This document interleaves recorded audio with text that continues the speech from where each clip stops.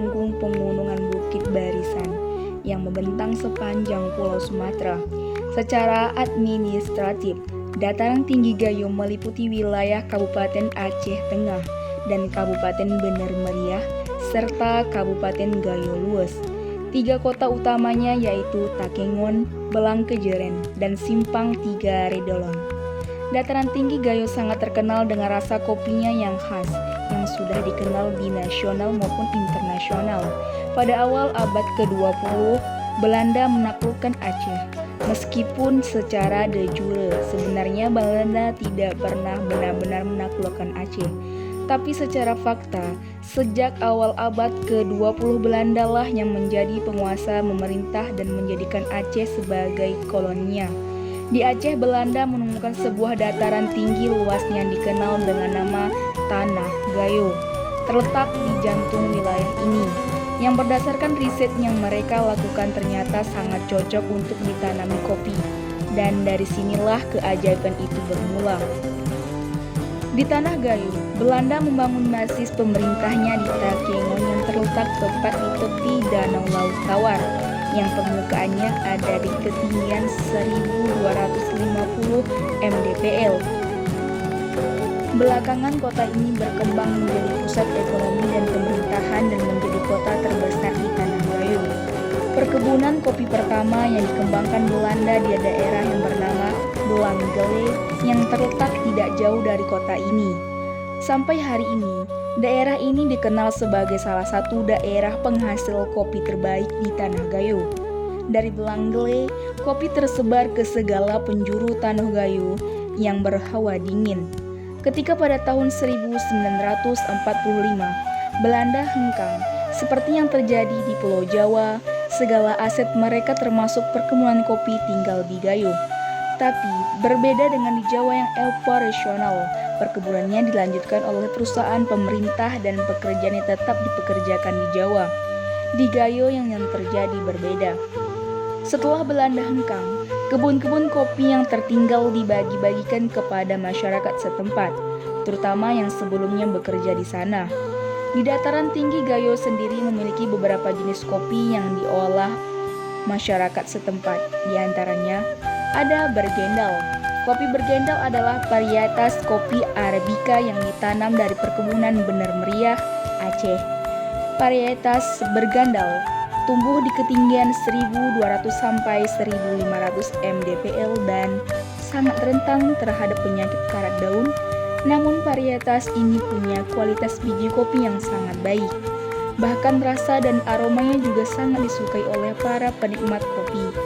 Kata Bergendal sendiri berasal dari bahasa Belanda yakni berg atau gunung dan dal lembah, sehingga oleh masyarakat Gayo biasa menyebutnya Bergendal.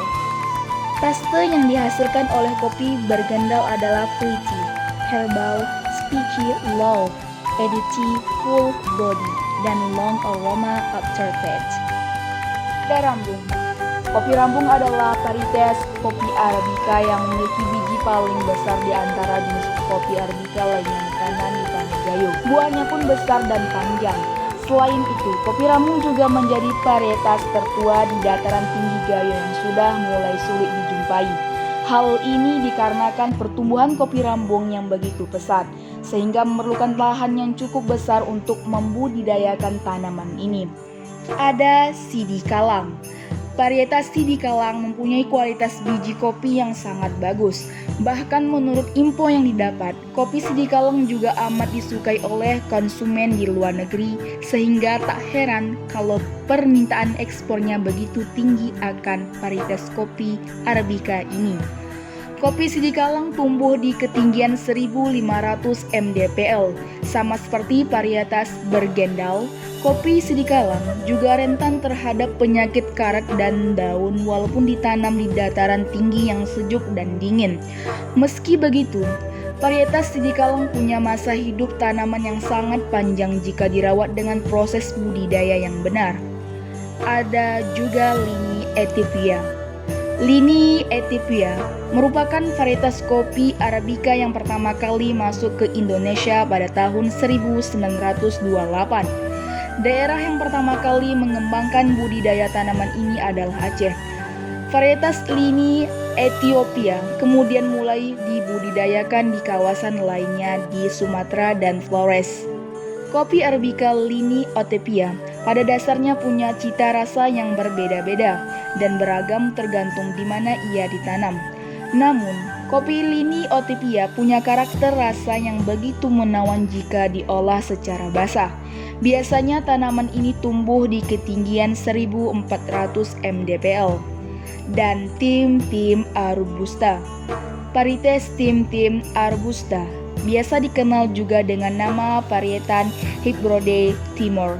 Varietas ini merupakan persilangan antara kopi Arabica dan kopi Robusta yang ditanam pertama kali di Timor pada tahun 1978.